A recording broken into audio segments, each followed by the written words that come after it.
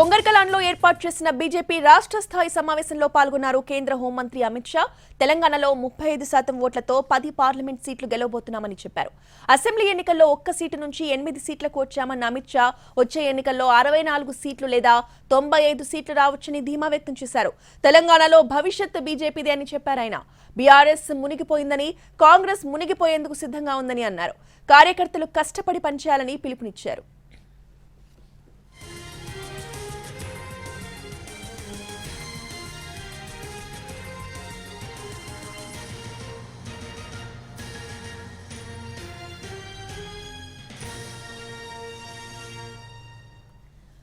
కొంగరికలాన్లో ఏర్పాటు చేసిన బీజేపీ రాష్ట్ర స్థాయి సమావేశంలో పాల్గొన్నారు కేంద్ర హోంమంత్రి అమిత్ షా. తెలంగాణలో 35% ఓట్లతో 10 పార్లమెంటు సీట్లు గెలవబోతున్నామని చెప్పారు. అసెంబ్లీ ఎన్నికల్లో 1 సీటు నుంచి 8 సీట్లకు వచ్చామన్న అమిత్ షా వచ్చే ఎన్నికల్లో 64 సీట్లు లేదా 95 సీట్లు రావచ్చని ధీమా వ్యక్తం చేశారు. ఇక తెలంగాణలో భవిష్యత్ బీజేపీదే అని చెప్పారాయన. బీఆర్ఎస్ మునిగిపోయిందని, కాంగ్రెస్ మునిగిపోయేందుకు సిద్ధంగా ఉందని అన్నారు. కార్యకర్తలు కష్టపడి పనిచేయాలని పిలుపునిచ్చారు.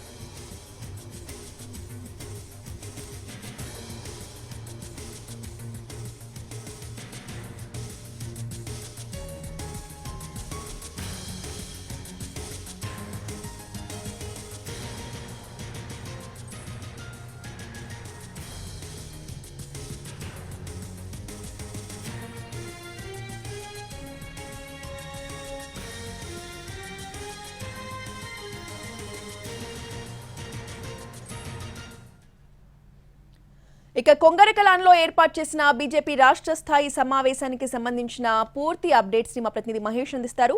మహేష్,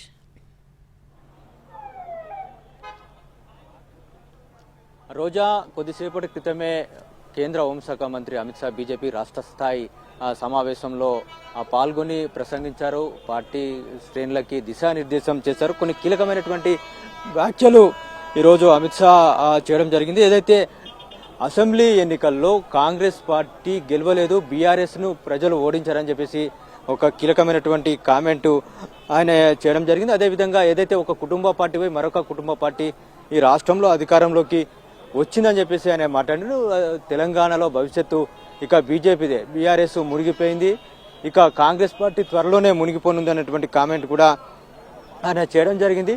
ఏదైతే తెలంగాణ ప్రజలకు బీజేపీ ఏవైతే హామీలు ఇచ్చిందో ఆ హామీలు నెరవేరుస్తుందని చెప్పేసి కూడా ఈ రోజు జరిగినటువంటి మీటింగ్లో ఆయన చెప్పారు. ఏదైతే మాదిగా ఎస్సీ రిజర్వేషన్ ఏదైతుందో ఎస్సీ రిజర్వేషన్కి బీజేపీ కట్టుబడి అమలు చేయడానికి బీజేపీ కట్టుబడి ఉందని చెప్పేసి కూడా ఈరోజు జరిగినటువంటి మీటింగ్లో ఆయన చెప్పినటువంటి నేపథ్యం.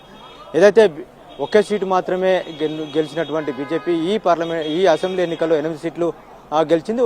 గుజరాత్లో కూడా గతంలో కేవలం 9% ఓట్లు సాధించినటువంటి పార్టీ ఆ తర్వాత జరిగినటువంటి అసెంబ్లీ ఎన్నికల్లో 2/3 మెజార్టీతో అధికారంలోకి వచ్చినటువంటి నేపథ్యం ఉంది.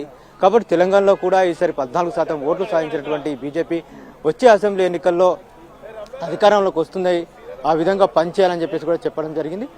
ఏదైతే పార్లమెంట్ ఎన్నికలకు సంబంధించి పార్టీ తమదిగా భావించి పార్టీ కోసం పనిచేయాలని చెప్పేసి చెప్పారు. అదేవిధంగా 10కి పైగా సీట్లు గెలుచుకోవాలని చెప్పేసి స్పష్టమైనటువంటి నిర్దేశం ఆయన ఈరోజు చెప్పినటువంటి నేపథ్యం. 35% పైగా ఓట్లు సాధించాలని కూడా ఈరోజు జరిగినటువంటి మీటింగ్లో అమిత్ షా పార్టీ కార్యకర్తలకు చెప్పినటువంటి పరిస్థితి. రోజా, రైట్, థ్యాంక్ యూ మహేష్.